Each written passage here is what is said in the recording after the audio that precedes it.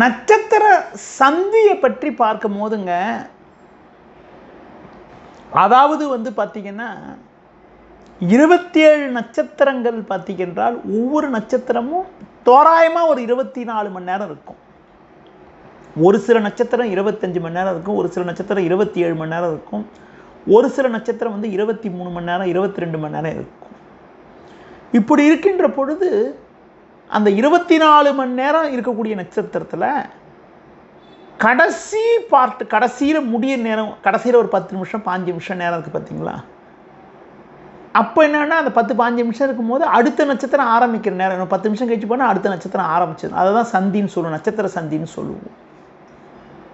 இதில் பார்த்தீங்கன்றால் நாங்களாம் பார்க்குறது திருக்கணித பஞ்சாங்கப்படி பார்க்குறோம். திருக்கணித பஞ்சாங்கம் உலகம் பூரா பார்க்கக்கூடிய பஞ்சாங்கம்.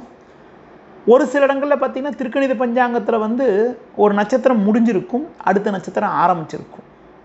ஒரு நட்சத்திரம் முடிஞ்சிருக்கும், அடுத்த நட்சத்திரம் ஆரம்பிக்காமல் இருக்கும். ஆனால் வாக்கிய பஞ்சாங்கப்படி பார்த்திங்கன்னா அந்த நட்சத்திரம் முடிஞ்சு அடுத்த நட்சத்திரம் ஆரம்பிச்சிருக்கும்.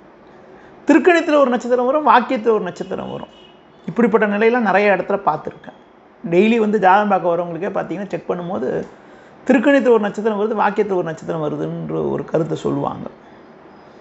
பெரும்பாலும் திருக்கணித்தை தான் பார்க்குறது. அந்த கடைசி ஒரு 15 நிமிஷம் 10 நிமிஷம் பார்த்திங்களா, அதுதான் நட்சத்திர சந்தின்னு சொல்கிறது.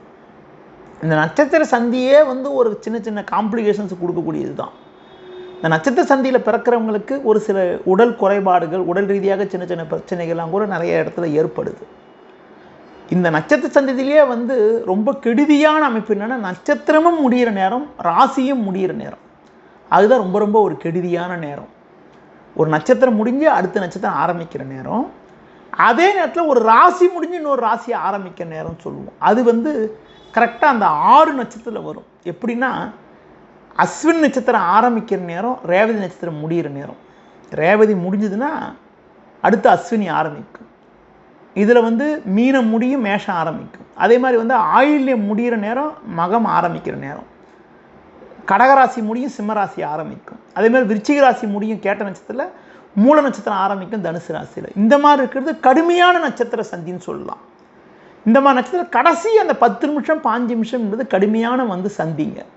இந்த நேரத்தில் பிறக்கிறவங்களுக்கு, பிறக்கிற குழந்தைக்கே கூட ஒரு சில நேரங்களில் உடல் ரீதியாக கொஞ்சம் பாதிப்பு இருக்குது. மெயினாக இந்த குழந்தையை பெற்றெடுக்கக்கூடிய தாய்க்கு ஆரோக்கிய குறைபாடுகள் நிறையா இருக்குது.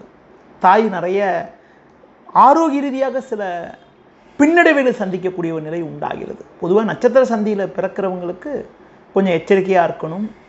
இறை வழிபாடு நல்லது.